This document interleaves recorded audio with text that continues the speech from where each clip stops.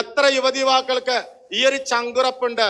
എല്ലാ ദിവസവും ഈ സ്വരപരിധിയിലുള്ള എല്ലാ യുവതിവാക്കളോട് എനിക്കൊന്നേ പറയാനുള്ളൂ, നിങ്ങൾ എന്തിനു കാര്യത്തിന് ശ്രമിച്ചാലും കൊള്ളാം, എവിടെ ഉന്നതമായ വിദ്യാഭ്യാസത്തിന് പോകാൻ ആഗ്രഹിച്ചാലും കൊള്ളാം, ഏത് വിദേശത്ത് പോകാനായിട്ട് നിങ്ങൾ ആഗ്രഹിച്ചാലും കൊള്ളാം, ആദ്യം നിങ്ങൾ ദിവ്യകാരുണ്യവുമായിട്ടൊന്ന് ബന്ധപ്പെട്ട് നിൽക്കുക.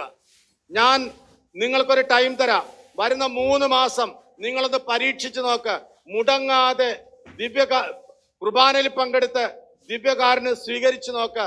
അപ്പോഴ് നിങ്ങളുടെ തടസ്സങ്ങളെല്ലാം മാറുന്നതായിട്ട് തമ്പുരാൻ കാണിച്ചു തരും. എന്താണ് നിങ്ങളുടെ തടസ്സം? എന്താണ് നമ്മുടെ ജീവിതത്തിന്റെ തടസ്സം? പ്രാർത്ഥനയില്ലാത്താണ് തടസ്സം. അതാണ് തടസ്സം. പലരും വന്ന് പറയാറുണ്ട്, അച്ഛ ഭയങ്കര തടസ്സമാ, അച്ഛനൊന്ന് പ്രാർത്ഥിക്കണം. ഞാൻ പ്രാർത്ഥിക്കാം, ഞാൻ തയ്യാറാ. ഞാൻ വെറുതെ ചോദിക്കാറുണ്ട്, പള്ളിയിൽ പോകാറുണ്ടോ? ഇല്ല. കുടുംബ